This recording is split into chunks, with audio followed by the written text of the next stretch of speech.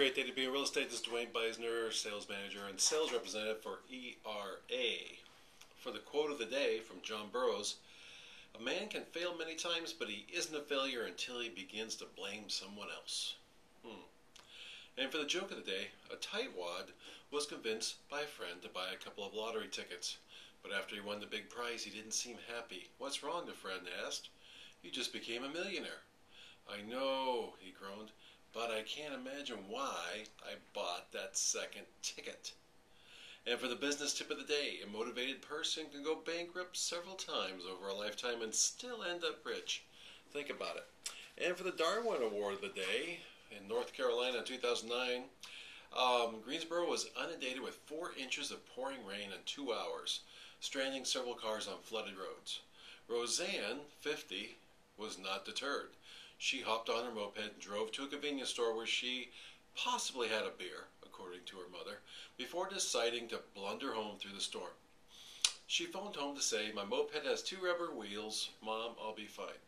North Carolina does not require a license to own a moped, and the lady had acquired her moped 2 years previously after a DUI conviction. The Highway Patrol had blocked off several roads that were inundated with water, including Roseanne's path home. But she rode right past the officer and the barriers, lost control of her vehicle, and fell into the swollen creek below. The officer retrieved a rope from his vehicle and proceeded to haul her from the water. Then he interviewed the woman, possibly inquiring about her motivation for speeding through a roadblock during a flash flood. When the officer returned to his patrol car to call for assistance, Roseanne took the opportunity to escape by jumping back into the creek. The officer attempted to rescue her again, but alas, it was too late. The victim's mother speculated that her daughter's motivation for jumping into a flooded creek was to rescue her drowning moped. She loved that thing, her mother said. Wow. Anyway, for social commentary, I'm going to get a little political here today. I found this article on the Heritage Foundation website. It's entitled, "The Age of Entitlements Must End." The latest Democracy Corps poll, performed by Democratic pollsters Stan Greenberg, James Carville, and Bob Shrum, shows that by a 64% to 29% margin, the American people believe that things in this country have gotten pretty seriously off on the wrong track. But nobody seems to have bothered to tell President Barack Obama, who on the second to last leg of a $4 million fundraising trip for Democrats, told a group of supporters in Columbus, Ohio, slowly but surely, we're moving in the right direction, we're on the right track. And that wasn't the most completely divorced from reality statement that the president made yesterday. Responding to a question about Social Security, the president insisted, "So here's the thing, Social Security is not in crisis." "Oh yes it is, Mr. President. The debate about whether Social Security needs to be fixed is over. The 2010 Social Security Trustees Report, released on August 5th, shows that the program will run cash flow deficits in both 2010 and 2011 due to the effects of the recession. Then in 2015, Social Security will begin to inflict massive permanent annual deficits on American taxpayers." And Social Security is just one of the big 3 entitlements. There's Social Security, there's Medicare, and there's Medicaid that are each set to bankrupt our country. Unless major reforms are made, spending on just these 3 programs alone will consume all of the federal government revenues by the year 2052. I hope you hear what I'm saying. This is incredible. It is a train wreck that's already on the way to hit us. According to the International Monetary Fund, over the next 20 years, the United States will experience the second highest projected increase of all the G20 countries in health care and pension spending as a share of GDP. Yes, health care now obviously in the hands of the government. If we really want to get our nation back on track, one of our top priorities must be to end the age of entitlements. Under current law, Congress does not review and approve the level of funding for these programs annually or ever. Rather, their expansion is on autopilot, fueled by demographic changes and rapidly rising healthcare costs. Unless major reforms are made, these entitlement programs will crowd out all of our other national priorities. The Heritage Foundation Solutions for America chapter on the entitlement crisis recommends put these programs on a budget. Congress should set a firm and enforceable budget cap for Medicare, Medicaid, and Social Security.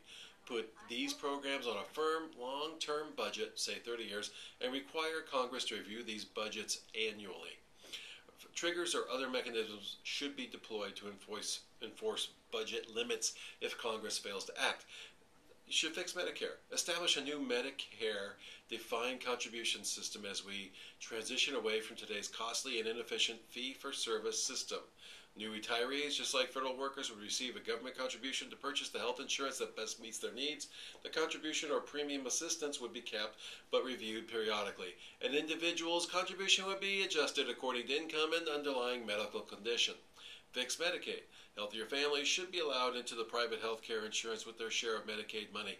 We need patient-centered care to give the disabled, elderly, and their families a say in the care and the services that they receive.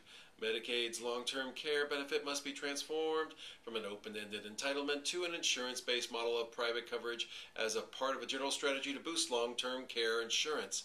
We need to fix Social Security. To boost savings, we need to include a system of voluntary personal accounts within Social Security. The system as a whole should be made solvent by transforming the remainder of Social Security to real insurance, focusing benefits on those who really need them during retirement while strengthening the safety net for poorer retirees. Incentives such as removing payroll taxes for workers over the retirement age should accompany these changes.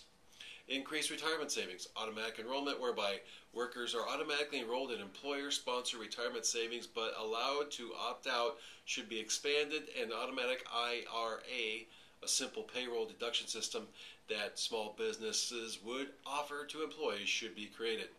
President Obama told his supporters in Columbus yesterday that Social Security only needs some modest adjustments in order to strengthen it.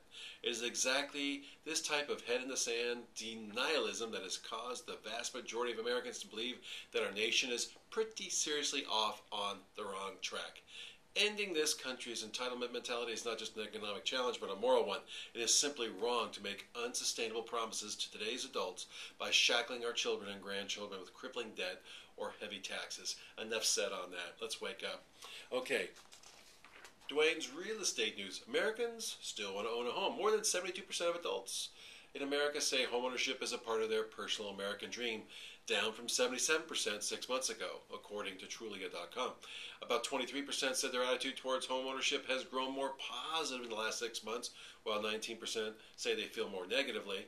Among those adults who are renting a home, 27% say they never intend to buy. That's amazing. Of the renters who do plan to purchase eventually, 68% said it would be more than 2 years before they do. The factors that would encourage them to buy now are able to save a down payment, that was 47%, land a new job, that was stated by 28%, interest rates stay lower or fall lower, that's 27% of the people.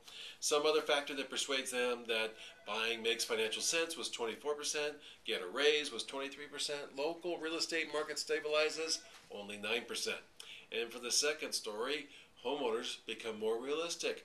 Homeowner confidence about the value of their home has declined in the second quarter compared to the previous 3 quarters of this year and last year. Reports in Zillow.com, reports Zillow.com in its second quarter real estate market report. About 30% of homeowners predict that values will increase in the next 6 months, down from 42% who believe that in the first quarter. More than 20% believe market values will fall in the next 6 months. About 34% of homes actually increased in value in the second quarter, according to Zillow, but only 24% of homeowners say that their homes' values increased. If they see signs of a recovering market, 5% of homeowners say they're likely to put their homes up for sale. Homeowners have become much more responsive to the current market conditions than they were just 2 years ago, when a more typical reaction was denial, said Stan Humphreys, chief economist at Zillow.com. So I need to say, like I always do, this is the best buyer's market you and I will ever see in our lifetimes. If you or anybody you know are thinking about buying or selling a home anywhere in the world, call us at ERA. We can help you anywhere. And if you're thinking about getting into real estate, give me a call. I'd love to talk to you. My number is 714-996-3000, extension 347. As always, I'm proud to be an American. Happy trails to you, and thank you for joining us.